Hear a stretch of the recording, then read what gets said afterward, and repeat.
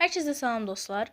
Bugün Riyaziyyat 9-cu sinif test toplusunda kvadrat köklər dərsinin 171-ci suala baxırıq.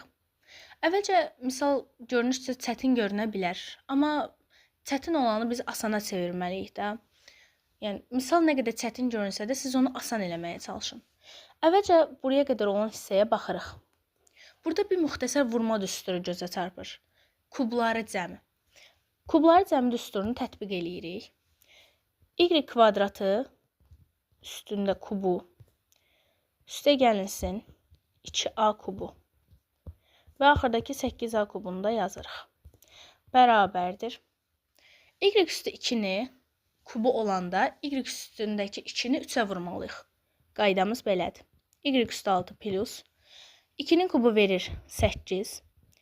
A-nın üstü 3 olacaq. Çünki A-nın üzərində görünməyən 1 var. 1-i 3-ə vuranda 3 verir. Çıxılsın 8a kubu. Biri müsbət 8a kubudur. Bir də mənfi 8a kubudur. Buna görə bunlar islah gedəcək. Geriyə qalır y üstü 6. Bu da bərabər eləyəcək. Bir dənə y-imiz mənfi kök altda 3-cü dərəcədən 5-dir. Onda biz həmin mənfi kök altda 3-cü dərəcədən 5-i də 6-ya yüksəltməliyik. Yazaq. 6-cı dərəcə cüt dərəcədir. Cüt dərəcə olanda mənfi ədəd müsbət ədədə çevrilir. Yəni, mənfi yazılmayacaq.